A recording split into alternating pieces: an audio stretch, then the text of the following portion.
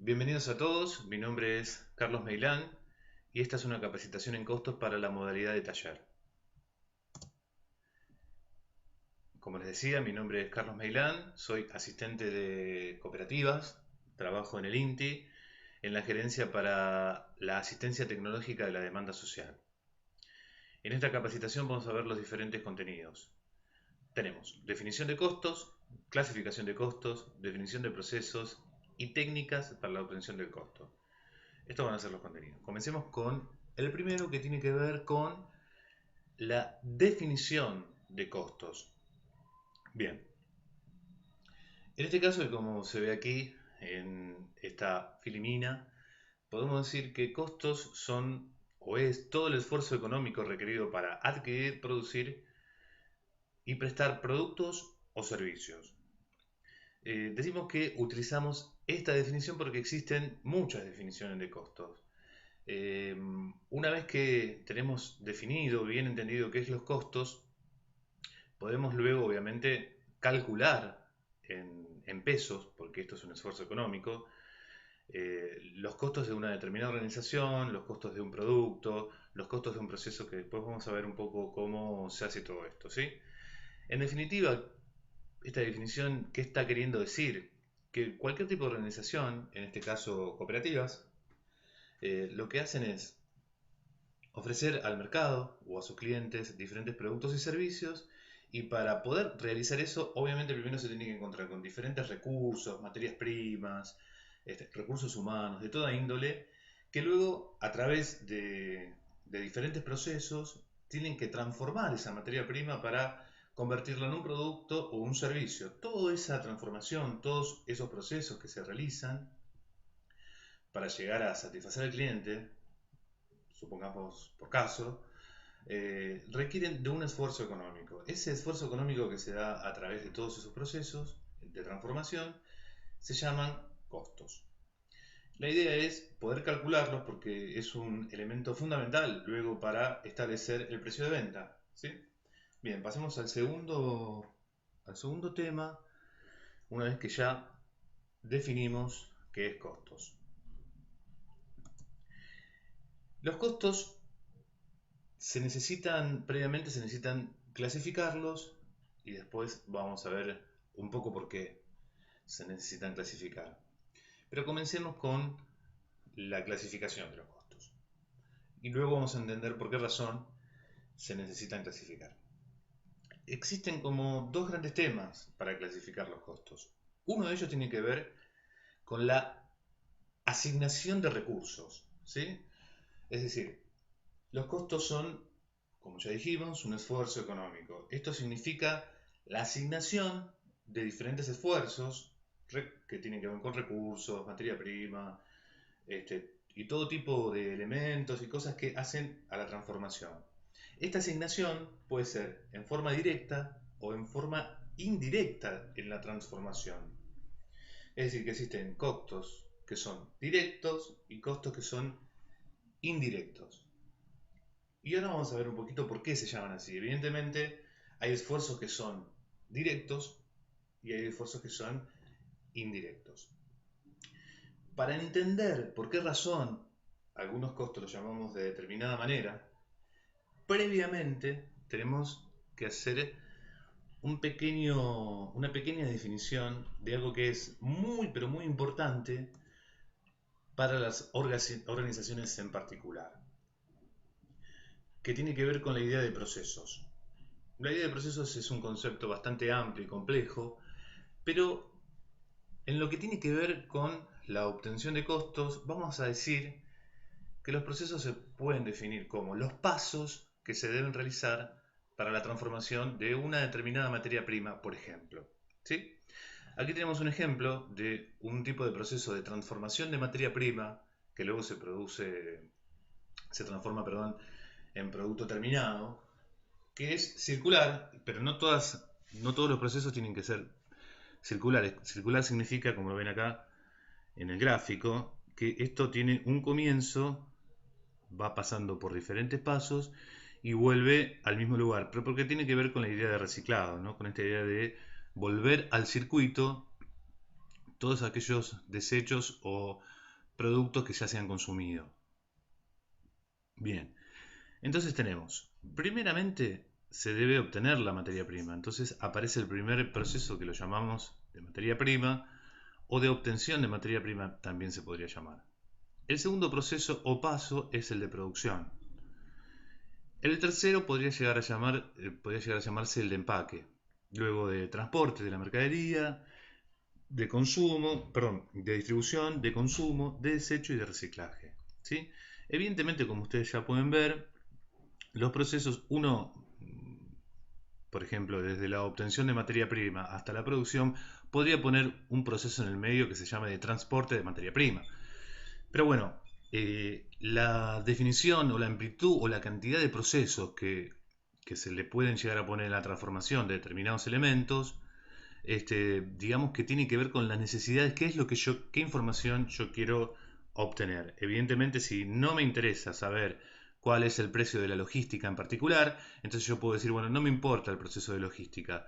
El proceso de logística lo introduzco dentro de la obtención de materia prima. A mí me importa conocer el precio, conocer lo que yo me esforcé para que toda la materia prima en su conjunto me llegue a la fábrica de producción. Entonces, pero si a mí me gustaría conocer, por ejemplo, cuánto me costó obtener la materia prima, pero separado de lo que me costó la logística, yo aquí en el medio podría poner la logística o la entrega de las materias primas. El proceso lo puedo llamar como quiero, ¿sí? ¿Se entiende más o menos la idea de proceso? Bien, pero lo que más nos importa a nosotros para sacar los costos, lo que estamos aquí hablando son los costos de producción, lo que a una organización más le interesa. Obviamente que también de empaque y de transporte. Digamos que se concentran aquí dentro de producción y también tocan un poco los de empaque, los de transporte y también obviamente la obtención de materias primas. Pero nos vamos a meter ahora, vamos a ir a otro gráfico para entender un poquito más los procesos, que tiene que ver con la idea de lo que ocurre aquí adentro, dentro de producción. Porque producción también se puede dividir en diferentes procesos. Por ejemplo, aquí tenemos el ejemplo de la transformación del plástico, ¿sí? Nos vamos a quedar nada más que en estos tres procesos. Perdón, son 5 procesos, si lo vemos así en forma un poco circular. Tenemos, una vez que obtenemos aquí a la izquierda se podría poner también un nuevo proceso, pero digamos, para no hacerlo tan largo y tan engorroso, vamos a tomarlo desde aquí. Y hacemos de cuenta que la materia prima ya la tenemos obtenida. En este cuadro es donde nos vamos a referir. Tenemos el primer proceso de trituración, el segundo proceso de lavado, el tercero de extrusión, el cuarto de granceado y el quinto de la comercialización de este producto, ya de la comercialización de la granza de polietileno. Bien, perfecto. Estos son los 4 pasos que se deben hacer hasta llegar a la comercialización, hasta poder decir que el consumidor final o la industria que va a recibir este producto final ya lo tiene en sus almacenes o donde fuere. Bien, pero evidentemente previamente se tuvieron que realizar diferentes pasos para que esto ocurriese. Ahora, como ustedes ya podrán observar, podrán advertir, una organización no solo tiene procesos de trituración, de lavado, de extrusión. Esta misma organización evidentemente va a tener que realizar otras cosas que de alguna manera van a prestar servicios a estos procesos que están aquí. ¿Sí? Supónganse, por caso, que puede existir una administración, ¿sí? En donde esa administración, ese proceso de administración, no realiza ninguna transformación de la materia prima, pero de todas formas es un proceso que hay que realizar porque la organización lo necesita. Vamos a poner otro ejemplo que va a ser bastante gráfico y que suele ser muy ilustrativo de lo que estoy queriendo expresar. Por ejemplo, evidentemente en toda organización tiene que existir un proceso de mantenimiento. Más allá de que exista un equipo de mantenimiento dentro de la organización, la cooperativa, o bien se tercerice, pero evidentemente la trituración, el lavado, la extrusión tienen máquinas que necesitan ser mantenidas. Entonces se debe realizar un proceso de mantenimiento de esas máquinas.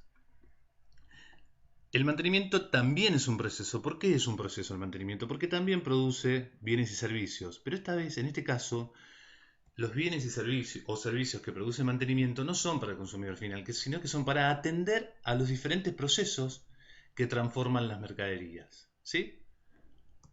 Por ejemplo, puede realizar un mantenimiento para el proceso de trituración y también para el lavado, supongamos, por caso, ¿no? Obviamente que también para los demás procesos, ¿no? Pero bueno, con que, total, esto de todas formas es un ejemplo, ¿sí? Entonces ya podemos ver que tenemos dos tipos de procesos. Un proceso que tiene que ver con la transformación directa, y aquí ya empezamos a ver la relación de lo que estamos hablando entre procesos y costos directos, ¿no? Decíamos que existen procesos que tienen una relación directa con la transformación de la materia prima, como en este caso son trituración, lavado y secado, extrusión, granceado y comercialización.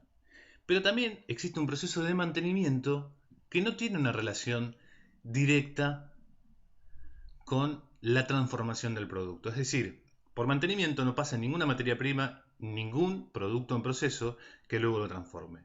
Pero sí existe o presta servicios y evidentemente es un proceso. Entonces, como existen dos tipos de procesos, también los podemos definir.